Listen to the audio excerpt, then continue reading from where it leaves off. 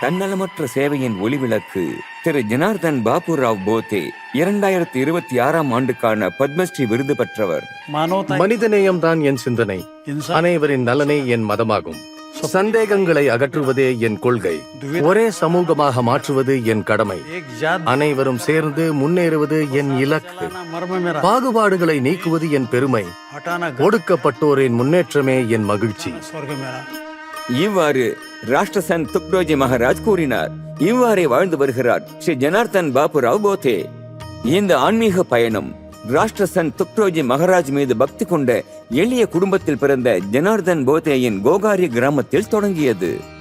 ஒரு நாள் ராஷ்டிரசன் துக்டோஜி மகாராஜ் அவர்களுடைய வீட்டிற்கு வருகை தந்த போது அங்கே சிறுவன் ஜனார்தனை கண்டு அவனை பற்றி கேட்டறிந்தார். ஜனார்தனின் தந்தை அவர் தனது மகன் என்று கூறினார். அவரது திறனை உணர்ந்த மகாராஜ் ஜனார்தனை தனது பாதுகாப்பில் ஒப்படைக்குமாறு தந்தையிடம் கேட்டார். பக்தியால் நிரம்பிய தந்தை அதற்கு சம்மதித்தார். ஜனார்தனும் மகிழ்ச்சியுடன் மகாராஜுடன் சென்றார்.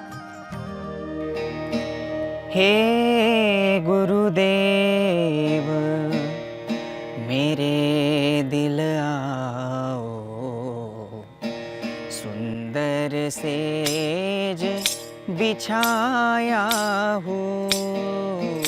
ஜனார்தன் போத்தே ராஷ்டிரசன் துக்டோஜி மகாராஜின் தனிப்பட்ட செயலாளராக பணியாற்றினார். அது வரலாற்று சிறப்புமிக்க கிசான் ரயில் யாத்திரையாக இருந்தாலும் சரி, 1962ஆம் ஆண்டு போரின் போது இந்திய படையினரின் உற்சாகத்தை அதிகரிக்க NESA எல்லை பகுதிக்கு சென்ற பக்தி குழுக்களில் பங்கேற்பதாக இருந்தாலும் சரி, 1968ஆம் ஆண்டு அக்டோபர் 11 அன்று ராஷ்டிரசன் துக்டோஜி மகாராஜ் மறைந்த பிறகு கிராம கீதையின் மரபையும் அதன் போதனைகளையும் தொடர்ந்து கொண்டு செல்லும் முக்கிய பொறுப்பை ஜனார்தன் போத்தே ஏற்றார். राष्ट्र संत श्री तुकडोजी महाराज की जय. கிராம கீதை என்பது கிராமங்களின் முழுமையான வளர்ச்சியை மையமாக கொண்ட ஒரு காவிய கவிதையாகும். இது தன்னம்பிக்கை, ஒற்றுமை மற்றும் சமூக சீர்திருத்தத்தை வளர்க்கிறது. கிராம கீதாவின் கருத்துக்கள் நாட்டின் முன்னேற்றத்துக்கான சிந்தனைகள். இது கூட்டாக செயல்படுதல் மற்றும் தினசரி சேவை என்பவற்றை அடிப்படையாக கொண்டு பிரார்த்தனையின் ஒழுங்கை புது கோணத்தில் விளக்குகிறது. கிராம கீதாவில் இருந்து பெற்ற பயிற்சிகளின் அடிப்படையில் ஜனார்தன் போத்தே தூய்மை இயக்கங்கள், மதுவிலக்கு பிரச்சாரம் மற்றும் சுற்றுச்சூழல் பாதுகாப்பு முயற்சிகளை தொடங்கினார். மேலும் அவர் சுயநிறைவை ஊக்குவிக்கும் 850க்கும் மேற்பட்ட மகளிர் குழுக்களுக்கு ஆதரவளித்தார். 1972இல் ஜனார்தன் போத்தே ராஷ்டிரசன் துக்டோஜி மகாராஜ் கல்வி அமைப்பை தொடங்கினார். அதன் மூலம் ஆதிவாசி பகுதிகளில் 11 விடுதி வசதி கொண்ட பள்ளிகள் நிறுவப்பட்டன.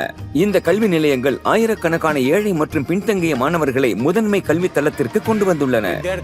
ஆதிவாசி பகுதிகளை சேர்ந்த குழந்தைகள் எங்க கிட்ட வந்து படிக்கிறது எங்களுக்கு மனநிறைவு மற்றும் சந்தோஷத்தை கொடுக்குது. ஜனார்தன் போத்தே பெற்ற பத்மஸ்ரீ விருது அவருக்கு மட்டுமின்றி ராஷ்டிரசன் துக்டோஜி மகாராஜின் பாரம்பரியத்தையும் உலகிற்கு பறைசாற்றி உள்ளது. திரு ஜனார்தன் பாபுராவ் போத்தே, பத்மஸ்ரீ 2026. கோடி கோடி நமஸ்காரம்.